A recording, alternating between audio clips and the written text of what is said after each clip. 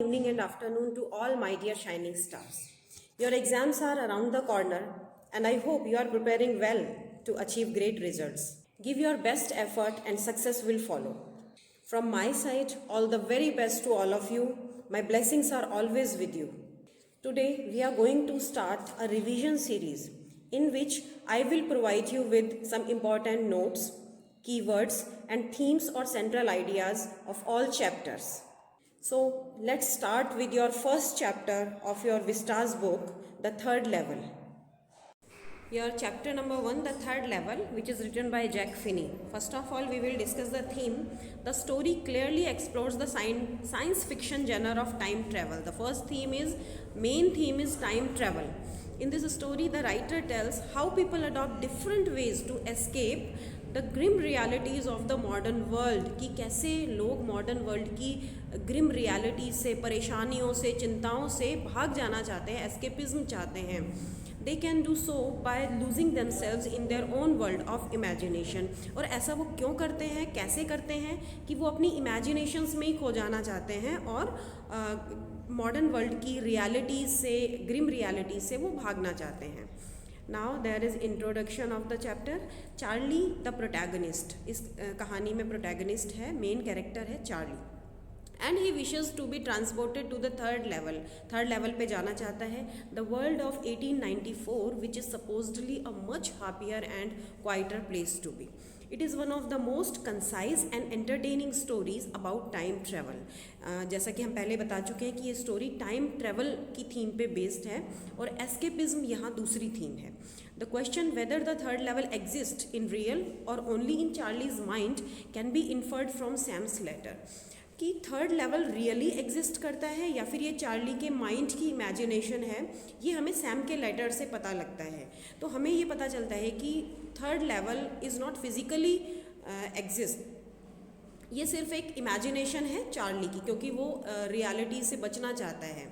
The story also dwells on the theme of escapism, not only as a psychological refuge from the grim realities of the present day world, but also as a desire to stay with the past or to keep the past alive in the complexities of the present. इसमें इंसान क्या होता है, एक परेशानियों से बचने के लिए इमेजिनेशंस में, पास्ट में जाना चाहता है.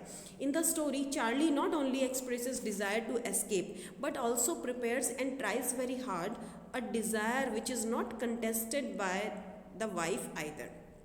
Sam is also happily escaping with no plans to resort to his old profession, along with scores of other people who cross the Grand Central every day. To escape seems to be an all-pervasive feeling. अब थोड़ा character sketches देख लेते हैं. Character sketches based questions आते हैं, 5 marks वाले भी आते हैं, 2 मार्क्स वाले भी आते हैं. तो आपको हर स्टोरी में हर कैरेक्टर का कैरेक्टर स्केच पता होना चाहिए. चार्ली, फर्स्ट जो प्रोटैगनिस्ट है चार्ली है. Charlie is a 31-year-old man in a tan gabardine suit and a straw hat. He is a true representative of modern man को रिप्रेजेंट कर रहा है यहाँ पर. He is a victim of stress, insecurity and fear. He wants to run away from reality से भाग जाना चाहता है, वो एस्केपिज्म चाहता है. He is an escapist and wants to escape from the world of harsh realities. One night, on his way back from office, he decides to take the subway at the Grand Central Station, which as everyone knows has 2 levels. एक रात ऐसा होता है कि वो grand Central station के third level पे पहुंच जाता है, जबकि सभी जानते हैं कि ग्रैंड सेंट्रल स्टेशन के ओनली 2 लेवल्स ही हैं. Pre occupied and in a Hari. Pre occupied होता है, वो बिजी होता है, जल्दी में होता है. Charlie discovers an unknown exit that takes him through a long corridor into the third level. और एकदम से वो थर्ड लेवल पे पहुंच जाता है. नेक्स्ट कैरेक्टर है सैम उसका साइकियाट्रिस्ट फ्रेंड है. Sam Vanern is Charlie's friend and psychiatrist. He concluded that the third level is a figment of Charlie's imagination induced by the pressure of modern living. वो उसे लगता है कि Charlie के mind की एक क्रिएशन है थर्ड लेवल, क्योंकि चार्ली अपने मॉडर्न लिविंग से, चिंताओं से, परेशानियों से बचना चाहता है. Sam gets fascinated by Charlie's description of Galesburg, Illinois, as a wonderful town with big old frame houses, huge lawns and tremendous trees. अच्छा, अब यहाँ सैम हालांकि एक साइकियाट्रिस्ट है, चार्ली का फ्रेंड भी है, लेकिन फिर भी वो चार्ली के गेल्सबर्ग और इलिनॉइस के लिए डिस्क्रिप्शन से बड़ा फैसिनेट होता है और वो खुद भी कहीं ना कहीं जाना चाहता है Galesburg. He is also affected by the pulls and pressures of modern life that he thinks of escaping to the peaceful world of Galesburg of 1894. अपने मन में कहीं ना कहीं उसकी भी एक डिज़ायर है कि मैं भी एस्केप कर जाऊं, गेल्सबर्ग जाऊं, शांति की तलाश है उसे भी. Third character is Louisa. He is Charlie's wife. Charlie's wife Louisa was initially angry with Sam's suggestion that Charlie was unhappy. When Charlie tells him about his sojourn to the third level of Grand Central Station in New York. तो सबसे पहले जब Sam उसे बताता है कि ये एक इमेजिनेशन है चार्ली का, क्योंकि ये अपनी लाइफ से खुश नहीं है, तो उस बात पे लुइसा एंग्री हो जाती है क्योंकि वो सोचते कि कहीं ये अपनी मैरिड लाइफ से तो दुखी नहीं है. Then Sam explains that it is not marital unhappiness but dissatisfaction and discontent with modern day living with its insecurity, fear, war and worry. तो उसे वो समझाता है कि ये मैरिटल अनहैप्पीनेस नहीं है, ये तो एक डिससैटिस्फैक्शन है, मॉडर्न लाइफ से वो डिससैटिस्फाई है, इनसिक्योरिटी है, उसे फियर है. To escape from these pressures, Charlie's mind had sought refuge in idyllic world of the third level. तो इन सब से बचने के लिए वो थर्ड लेवल एक आइडलिक वर्ल्ड, एक पीसफुल वर्ल्ड में जाना चाहता है. लुइसा's conviction in the existence of the third level is affirmed only when he sees the note sent by Sam himself from Galesburg, Illinois, dated July 18, 1894. पहले Luisa ये नहीं मानती थी कि थर्ड लेवल भी कोई जगह है, बट जब से उसने सैम का लेटर देखा तभी से वो थर्ड लेवल के बारे में उसे विश्वास होने लगा. Since then, Louisa has been actively involved in looking for the third level along with her husband Charlie. और तभी से वो भी थर्ड लेवल को ढूंढने लगी. Here are some key words and phrases. ये की वर्ड्स और फ्रेजेस आपके चैप्टर के इम्पॉर्टेंट की वर्ड्स हैं जो कि आपको आंसर राइटिंग में बहुत हेल्प करेंगे. आपको इफ़ेक्टिव आंसर राइटिंग लिखने के लिए इन वर्ड्स की मीनिंग्स और इनकी स्पेलिंग्स लर्न करना ज़रूरी है. ग्रैंड सेंट्रल स्टेशन एक जगह का नाम है, स्टेशन. अ waking dream wish fulfilment. Sam ने चार्ली के थर्ड लेवल वाली बात को अ वेकिंग ड्रीम विश फुलफिलमेंट कहा कि ऐसे ही सपना देख रहे हो तुम तो. टेम्परेरी रिफ्यूज फ्रॉम रियलिटी, और उसे टेम्परेरी रिफ्यूज फ्रॉम रियलिटी भी कहा कि वो रियलिटी को नहीं मानना चाहता, रियलिटी से बचना चाहता है. फर्स्ट डे कवर का भी हमें इसमें डिस्क्रिप्शन मिलता है आपके चैप्टर में. Tan gabardine suit, this is a kind of suit which is given in your chapter. suburban trains. Times Square is a place, Central Park is a place, open flame gaslight, brass spittoons, derby hat, handlebar mustache, sideburns, leg of mutton sleeves, career and eaves, locomotive, funnel shaped stack, chimney, President Cleveland, Galesburg, Illinois. These are some words, you have to learn them by their meanings and spellings.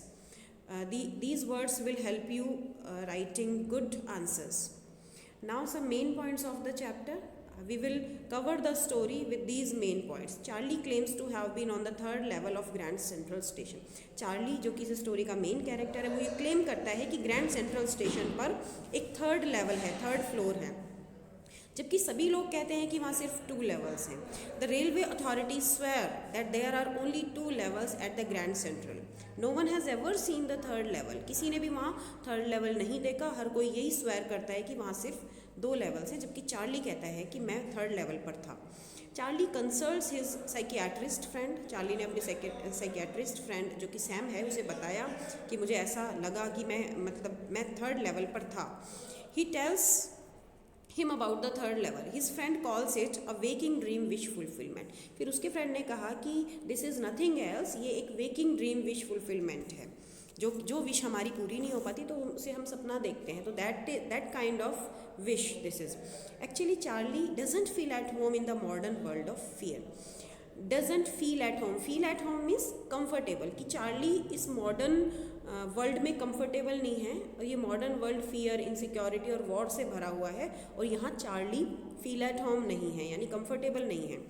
Therefore, he just escapes into the world of dreams and fancies. तो अपने imaginary world में वो जीना चाहता है, dreams और fancies के world में जाना चाहता है।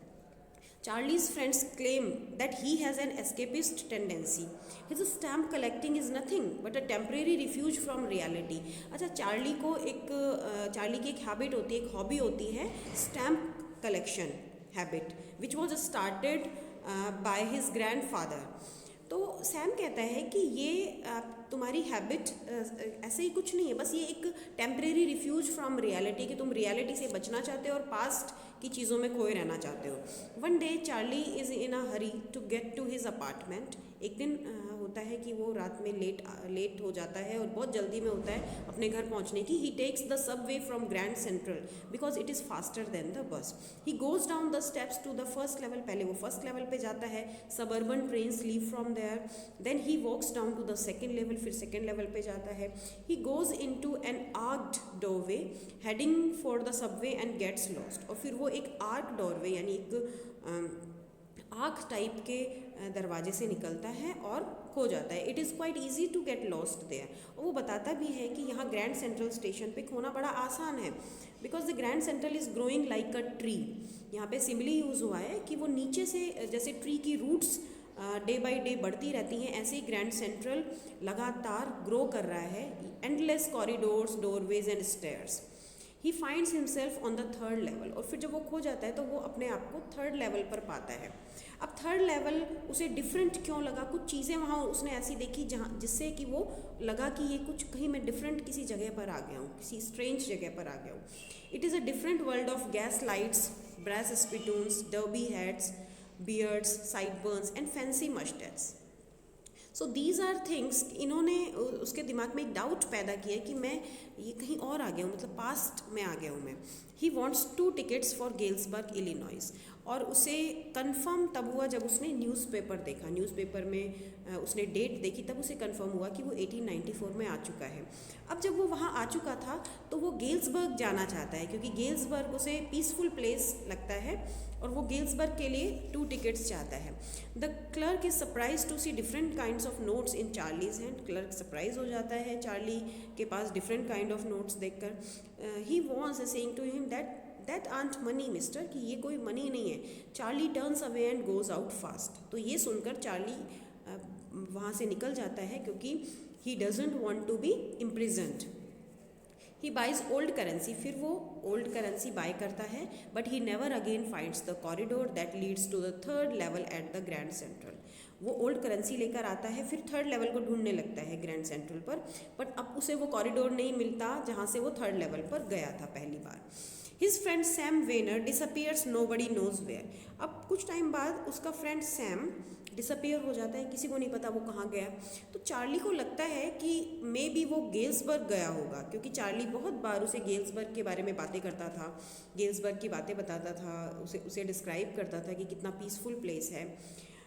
He was very fond of the place. और तब सैम भी उसमें बड़ी दिलचस्पी लेता था। He was fascinated by the description of Galesburg Illinois. Charlie finds out that Sam bought out currency worth $300। फिर चार्ली को पता लगता है कि सैम ने भी ओल्ड करेंसी $300 की ओल्ड करेंसी खरीदी है। He also finds a marked envelope address to his grandfather at his home in Galesburg. तो वो अपने जो कलेक्शन है, उसका स्टैम्प कलेक्शन है और फर्स्ट डे कवर का जो कलेक्शन है, उसमें वो देखता है कि उसे एक फर्स्ट डे कवर मिलता है। First day cover is a cover जो कि जब भी कोई स्टैम्प रिलीज़ होती है तो पहली बार उसे एक एनवेलप में डाल के, खाली कागज़ उसमें डाल के वो उस पर एड्रेस अपने आप को ही सेंड किया जाता है। That is called first day cover and this is given in your chapter also. You can go there and find the details. He also find a marked envelope address to his grandfather. तो वो address उसके grandfather के नाम पर था at his home in Galesburg. The postmark showed the date 18 July 1894. The letter was addressed to Charlie. वो उसके grandfather, यहाँ से हमें पता लगता है कि ये सिर्फ उसकी एक इमेजिनेशन है, क्योंकि जो लेटर है वो उसके ग्रैंडफादर के कलेक्शन में है, ग्रैंडफादर का एड्रेस है, बट वो लेटर एड्रेस कर रहा है चार्ली को. Sam claimed to have found the third level. He asked Charlie and his wife Louisa to keep looking for the third level. और वो चार्ली को बताता है कि मैं थर्ड लेवल पे आ गया हूँ, और चार्ली और उसकी वाइफ लुइसा को भी इनवाइट करता है थर्ड लेवल पर. The letter was written and signed by Sam. तो यहाँ हमें ये लगता है दिस इज़ अ मिस्ट्री कि वो ये इमेजिनेशन है, लेकिन हम फिर भी समझ सकते हैं कि ये थर्ड लेवल एक इमेजिनेशन है, क्योंकि इस लेटर में अगर ये लेटर उसके दादाजी के ही कलेक्शन में होता तो वो दादाजी को एड्रेस कर रहा होता, बट ये दादाजी वाले कलेक्शन में है, लेकिन एड्रेस वो चार्ली को कर रहा है, लुइसा को कर रहा है, और सैम बात कर रहा है. The most mysterious thing was that Sam was his psychiatrist. यहाँ एक मिस्टीरियस थिंग है कि सैम साइकियाट्रिस्ट है और फिर भी वो अपनी परिस्थितियों से एस्केप कर गया. Charlie says, because so many people through the years, Grand Central has been an exit, a way of escape. जब वो ग्रैंड सेंट्रल स्टेशन को डिस्क्राइब कर रहा होता है, बता रहा होता है कि वो बहुत ग्रो कर रहा है, तो यहाँ उसने एक लाइन बोली है कि बहुत सारे लोग ग्रैंड सेंट्रल स्टेशन को एक एग्जिट मानते हैं. तो ये क्यों, ऐसा क्यों बोला है सैम ने? This is to emphasise how the station symbolises an escape from reality. क्योंकि ये उसे लगता है कि ये स्टेशन एक सिंबल है रियलिटी से एस्केप करने का बहुत सारे लोगों के लिए. Grand central terminal with its vast and complex network of tunnels offers an illusion of endless possibilities. यानी बहुत सारे कॉरिडोर्स हैं, टनल्स हैं, तो एक पॉसिबिलिटी शो करते हैं कि आप कहीं भी जा सकते हो बच के. तो एंडलेस पॉसिबिलिटीज़ हैं and hidden pathways, making it a metaphorical escape from the pressures and anxieties of modern life.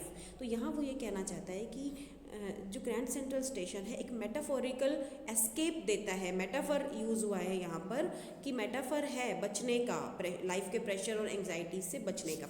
ये क्वेश्चन भी कई बार आपके पेपर में आ जाता है, सैम्पल पेपर्स में भी आता है. अब नेक्स्ट आपका चीज़ है the third level is a real और इमेजिनरी. ये हमें कैसे पता लगे कि ये थर्ड लेवल रियल था इस चैप्टर में या फिर ये एक इमेजिनेशन है? The story is written in a way that allows both interpretations, but the dominant theme points to the third level being a psychological escape rather than a physical reality. तो जैसे ही हम इस चैप्टर को अच्छे से समझते हैं तो हमें पता लगता है कि ये कोई फिजिकल प्लेस नहीं है रियल में. This is only a psychological escape, ये एक इमेजिनेशन है. The story explores how people create imaginary worlds to find comfort and relief from their present struggles, making it more about human psychology than actual time travel. ये एक actual time travel नहीं है, ये human psychology को show कर रहा है, imagination को show कर रहा है. The next question is appropriateness of the title. Title की क्या importance है इस story में? The title, the third level, is highly appropriate and significant as it effectively captures the central theme and essence of the story. तो title बहुत important है क्योंकि ये चैप्टर की मेन थीम को, एसेंस को कैप्चर करता है. It symbolises escapism, a longing for a better past and the blurred line between reality and fantasies. The title not only refer to a physical place. ये जो third level है ये न केवल एक फिजिकल प्लेस को रिप्रेजेंट कर रहा है कि the third level was a level on Grand Central Station where Charlie had been, but also serve as a metaphor for deeper psychological and emotional exploration. ये एक मेटाफर है, the third level is a metaphor कि एक deep psychological और emotional exploration का metaphor है कि हम एक ऐसा प्लेस चाहते हैं, ऐसा प्लेस एक्सप्लोर करना चाहते हैं, बेशक अपनी इमेजिनेशन में ही एक ऐसा प्लेस एक्सप्लोर करना चाहते हैं जो कि हमें बचा सके मॉडर्न डे ग्रिम रियलिटी से, परेशानियों से, दुख से. तो ये आपके फर्स्ट चैप्टर के नोट्स हैं. I hope you will find them useful for your exams and a clarity has been there now after reading these notes. Thank you and have a nice day.